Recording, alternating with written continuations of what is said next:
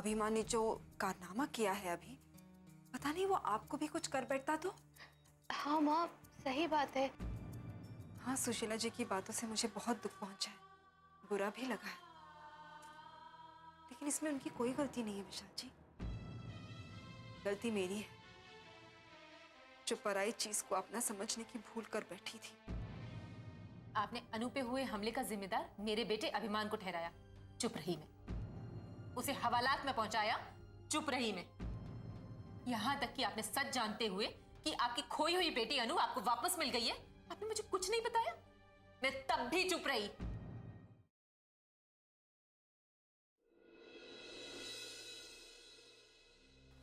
लक्ष्मी। जी माँ। कहाँ गई थी तुम? मैं? हाँ, दिन में कहाँ गई थी? वो मैं अनु से मिलने अस्पताल गई थी। इतनी ठोकरें खाने के बाद भी तुम्हारी समझ में नहीं आता ना? परेशान हो गई हूं मैं तुम्हारी इस नादानी से। अभी कल ही की बात है ना, तुम इस बात से दुखी थी कि विशाल बाबू ने तुम्हें अनु से मिलने नहीं दिया, और आज तुम फिर से वहां चली गई। क्यों लोगों को कहने का मौका देती हो तुम? मुझसे रहा नहीं गया माँ, इसलिए इसीलिए एक बार फिर उनकी बातें सुनने तुम अस्पताल पहुंच गई। अरे लक्ष्मी, कुछ तो अपना आत्मसम्मान रखो तुम। और जब तुम अन्नू को एक बार उन्हें सौंप चुकी हो, तो उसकी तरफ तुम्हारा ध्यान क्यों भटकता है? मैं बहुत कोशिश करती हूँ माँ, लेकिन खुद को रोक नहीं पाती। तुम्हें अपने आप को रोकना होगा, वरना उनकी नजरों में क्या इज्जत रह जाएगी हमारी। तुम तो जानती हो ना, 2-3 बार पहले भी सुशीला जी आ गई हैं और तुम्हें कितना कुछ सुना गई हैं, फिर भी तुम्हें तो कुछ फर्क नहीं पड़ता। तुम्हारा तो पता नहीं, लेकिन मुझे बहुत बुरा लगता है। तुम सब कुछ कैसे चुपचाप सुन लेती हो? अगर मैं तुम्हारी जगह होती ना, तो कब का उन्हें घर के बाहर का रास्ता दिखा देती।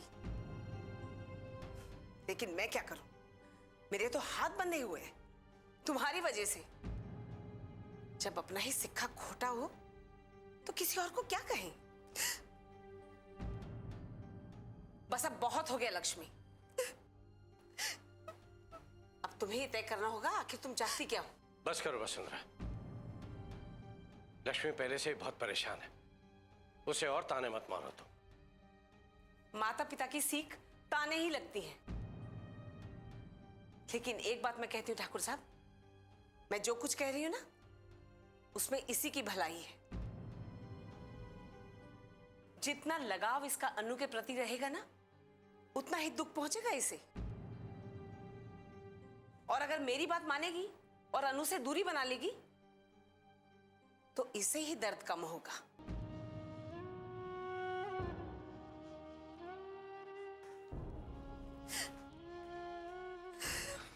लक्ष्मी बेटे, माँ बिल्कुल सही कह रही थी बाबूजी। बाबूजी, ये बात मैं भी समझती हूँ, लेकिन मैं क्या करूं बाबूजी? मैं अपनी ममता के सामने हार जाती हूँ। कोई बात नहीं बेटे, इस बारे में ज्यादा सोचने की जरूरत नहीं है। बेटे, कुछ बातें यदि वक्त पर छोड़ दी जाए तो खुद ब खुद सही वक्त पर उनका परिणाम सामने आ ही जाता है। और जिन उलझनों में वक्त ने तुम्हें उलझा दिया है, एक दिन वक्त अपने आप ही तुम्हें उसे बाहर निकालेगा। बस सही वक्त का इंतजार करो।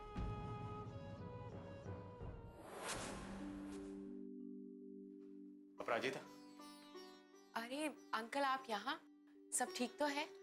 हाँ बेटा, सब ठीक है, लेकिन मैं आपसे कुछ जरूरी बात करना चाहता हूँ। हाँ अंकल, बोलिए ना। बेटा, अनु अभी पूरी तरह से ठीक नहीं है, उसे कुछ दिन और हॉस्पिटल में रहना चाहिए। लेकिन तुमने सुशीला की वजह से उसे जल्दी घर भेजने का फैसला कर लिया।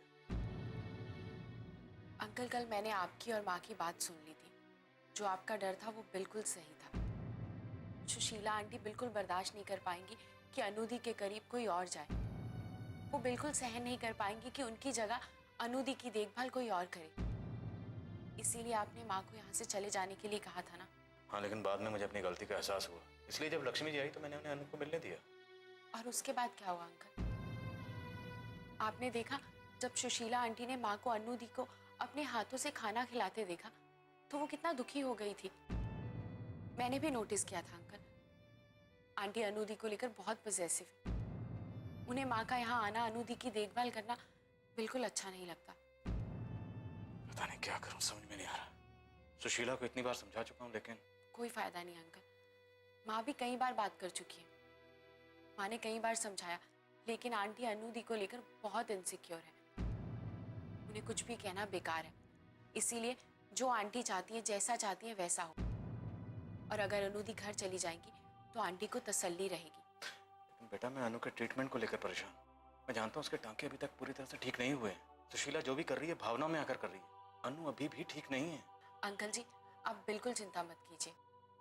मैं घर पर आकर अनु दी के जख्म में मरहम पट्टी करती रहूंगी, वो ठीक हो जाएंगी।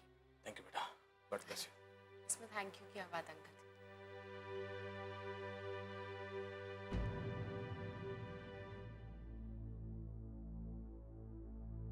बिन बिटिया आंगन सोना।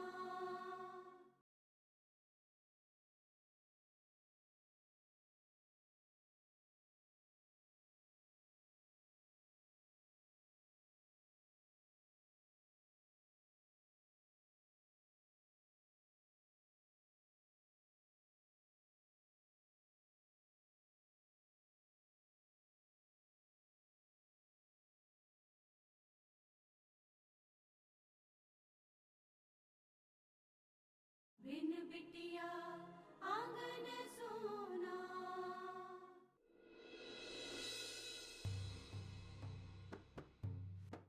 9 बज गए, फूलवती अभी तक खाना लेकर नहीं आई। मैंने उससे कहा था कि कमरे में ही आपके लिए खाना ले आए। मैं देखती हूँ। नहीं ठाकुराइन, हम खुद चले जाते हैं। नहीं ठाकुर साहब, आप अस्पताल से आए हैं, आराम कीजिए। ठाकुर साहब के लिए खाना लाई हूँ। ले आ फूलवती, अंदर ले आ। हाँ, रख दो, बस थाली रख दो, ये ट्रे ले जाओ वापस। कुछ और तो नहीं चाहिए ठकुराइन? नहीं, और कुछ नहीं चाहिए। जी। अच्छा फूलवती जी। ये सबको आधे घंटे बाद खाने के लिए बुला लेना। जी। ठाकुर साहब, अब रुकिए, मैं खिलाती हूँ। लीजिए।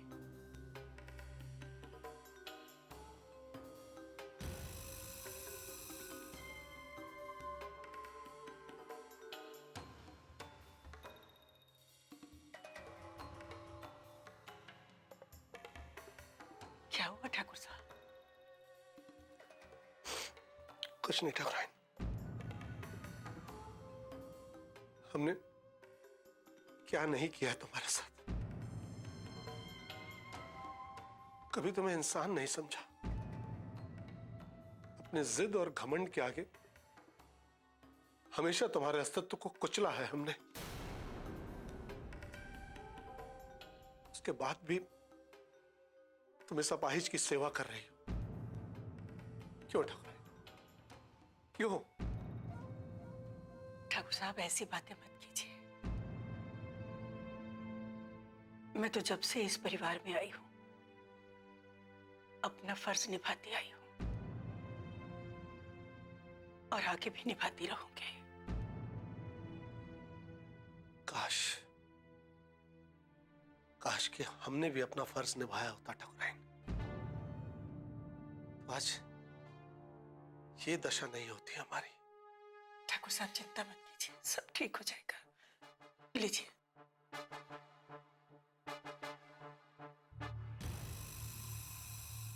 तुम ऐसे ही अपना फर्ज निभाते जाओ ठाकुराइन, और हम उसका फायदा उठाते जाएंगे।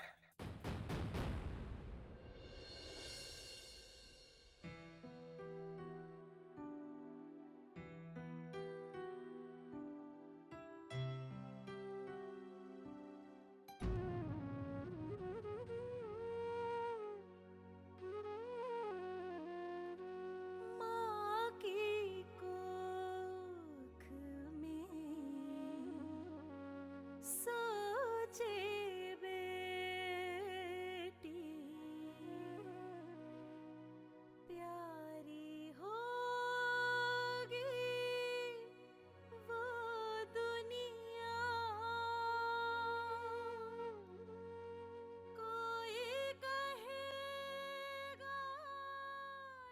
अनु,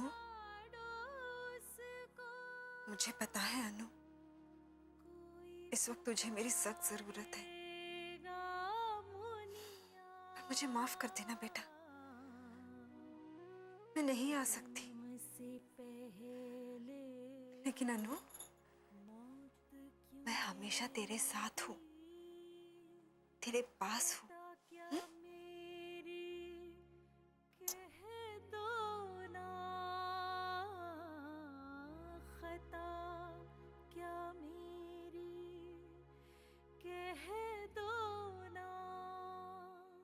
माँ,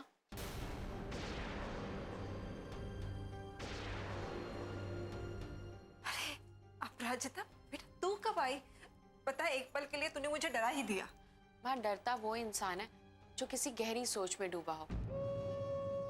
अब आप बताइए, क्या सोच रही थी? कुछ नहीं बेटा, कुछ भी तो नहीं। अरे माँ, बोलो ना। अरे बाबा, मैं कुछ नहीं सोच रही थी। तू मुझे एक बात बता, अनु की तबीयत कैसी है अभी? माँ, पहले से तो बेटर है, लेकिन घाव भरने में थोड़ा टाइम तो लगेगा ना। हाँ वो तो है, लेकिन उसे ज्यादा दर्द तो नहीं है ना? माँ, इतनी चोट लगी है, थोड़ा दर्द तो होगा ना। हाँ बेटा, वो तो है। सुन, तो उसका अच्छी तरह से ध्यान रखना। हाँ माँ, अब उन्हें मेरे ख्याल की जरूरत नहीं है। सुशीला आंटी जी कल उन्हें हॉस्पिटल से घर लेकर जा रही हैं। बिन बिटिया आंगन सोना।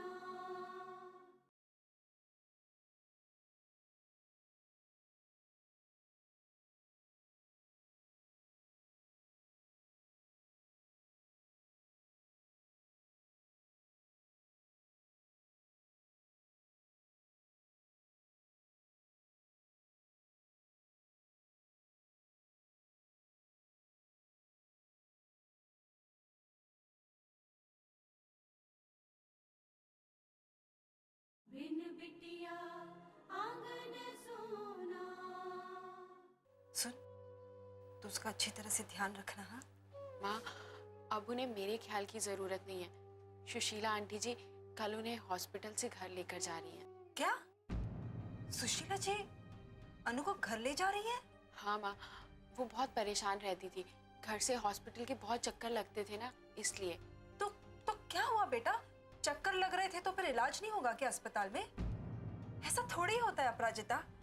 अनु पूरी तरह से ठीक नहीं हुई है बेटा, उसके घाव अब तक भरे नहीं है, उसके टाके अब तक खुले नहीं है बेटा। फिर सुशीला जी ऐसा क्यों कर रही है? क्या उन्हें अनु की जरा भी चिंता नहीं है बेटा? माँ, आप ऐसे मत घबराइए, अब दी पहले से ठीक है, और अब दी को आराम की जरूरत है और टाइम पर मेडिसिन लेने की। और ये काम तो घर पर रहकर भी किया जा सकता है, इसमें हॉस्पिटल में रहने की क्या जरूरत? तो क्या बच्चों जैसी बात कर रही है अपराजिता? अनु की हालत अब तक ठीक नहीं हुई है, पर तू कैसे कह सकती है कि वो घर जा सकती है? ऐसा नहीं होता बेटा। मैं खुद सुशीला जी से जाके बात करती हूँ, मैं उन्हें समझाती हूँ कि वो ऐसा ना करे। माँ, रुक जाओ लक्ष्मी, उन्हें समझाने से पहले अपने आप को और अपने मन को समझाओ। मैं कुछ समझी नहीं बाबूजी। देखो बेटे, सुशीला जी अन्नू की माँ है, वो जानती है कि अन्नू के लिए क्या बेहतर है। उसमें हमारा उनके बीच में बोलना ठीक नहीं होगा, इसलिए मैं ये कहना चाहता हूं कि तुम वहां मत जाओ, उन्हें अपने फैसले खुद लेने दो। लेकिन बाबूजी, ये अनु के लिए सही नहीं है, वो अभी पूरी तरह से ठीक नहीं हुई है बाबूजी। अन्नू के लिए क्या सही है और क्या गलत, इसकी जिम्मेदारी विशाल बाबू और सुशीला जी की है। तुम इसके लिए परेशान होना छोड़ दो। मैं जानता हूं कि तुम उसकी मां हो, तुम्हें चिंता होगी, लेकिन अब तुम्हें अपनी भावना पर काबू रखना होगा बेटा, क्योंकि अति हर चीज की बुरी होती है बेटा, और जरूरत से ज्यादा ममता भी बच्चों के लिए नुकसानदायक हो सकती है। आप बिल्कुल सही कह रहे हैं नानू। माँ, आप बिल्कुल चिंता मत कीजिए, मैं हूं ना। अनु दी को कुछ नहीं होगा, भरोसा रखिए।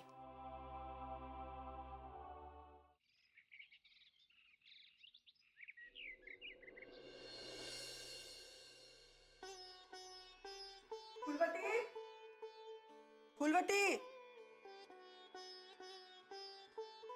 जी ठकुराइन। ठाकुर साहब चाय पियेंगे? तुम कहोगी तो पी लेंगे। फूलवती 2 कप चाय लेकर आ। जी।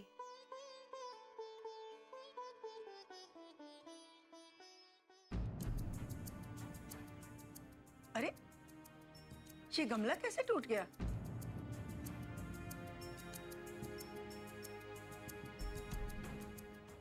मैं अभी उठा देती हूँ। सारा ही गमला टूट गया। ठकुराइन तुम क्यों उठा रही हो? किसी नौकर को आवाज दे दो। नहीं ठाकुर साहब, सब लोग अपने अपने कामों में व्यस्त हैं। जब तक वो आएंगे तब तक तो मैं उठा भी दूंगी।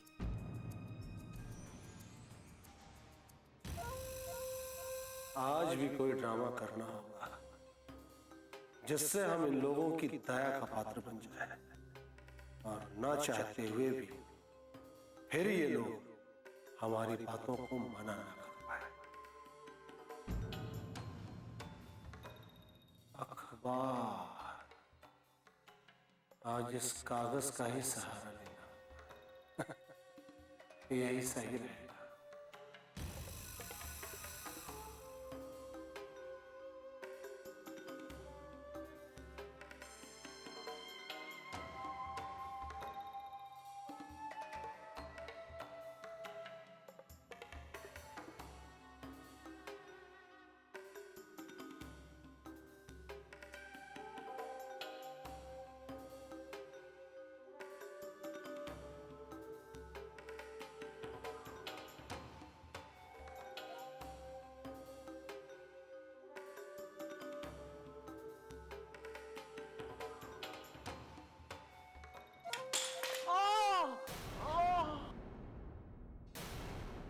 बिन बिटिया आंगन सोना।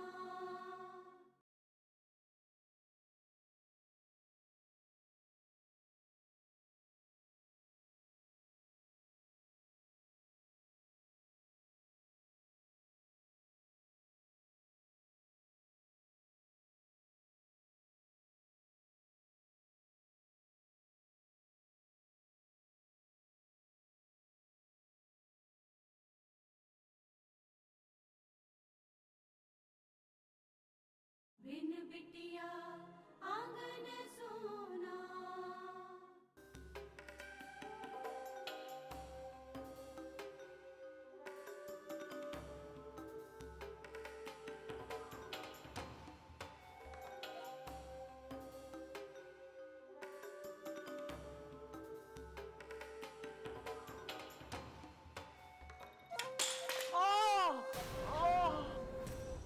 ठाकुर साहब, ठाकुर साहब क्या हो गया? क्या हुआ आपको? नारायण, कावेरी, जल्दी आओ। ठाकुर साहब क्या हुआ बाबूजी? जल्दी आराम से उठा। पता नहीं। अरे दादाजी। रुक जाओ, हाथ मत लगाना। लेकिन दादी। बाबूजी उठ गए। मैंने कहा ना नहीं। आराम से। नारायण हाथ पकड़ के बिठा दे। आराम से।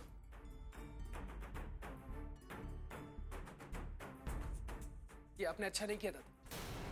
मैं दादाजी की मदद कर रहा था और आप एक। आखिर आप चाहते क्या हैं? मैं तुमसे इस वक्त कोई बात नहीं करना चाहती। अभी जाओ यहां से।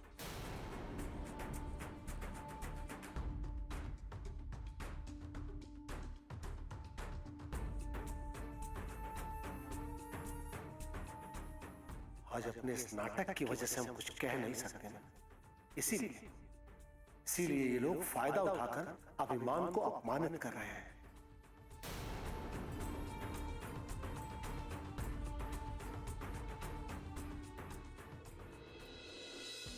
ठाकुर साहब, ज्यादा चोट तो नहीं आई आपको? चोट तो बहुत गहरी है ठकुराइन,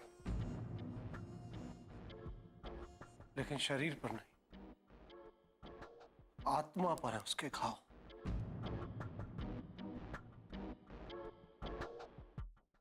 लेकिन बाबूजी आप बिना सहारे के उठ क्यों रहे थे? बेटा हम तो बस वो अखबार लेने जा रहे थे,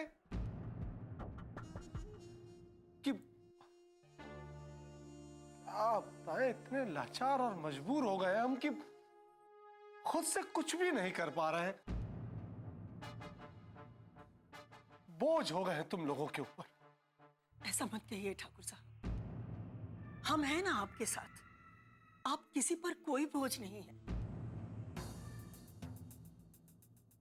बस थोड़ा सा समय खराब है, कुछ दिन लगेंगे, फिर आप अपना काम खुद ही कर पाएंगे। हम अच्छी तरह जानते हैं ठाकुराइन कि वो दिन हमारी जिंदगी में अब कभी नहीं आएगा। हम इसी तरह मजबूर, अपाहिज और लाचार इस दुनिया से चले जाएंगे। नहीं ठाकुर साहब, ऐसे मत बोलिए, इतने निराश मत होइए। उस ऊपर वाले पर भरोसा रखिए, सब ठीक हो जाएगा।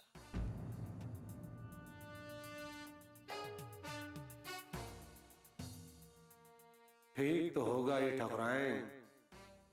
हमने जो प्लान बनाया है वो इस बार फेल हो ही नहीं सकता। गिर के जो चोट हमने सही है उसके बदले हमें बहुत कुछ मिलने वाला है, बहुत कुछ।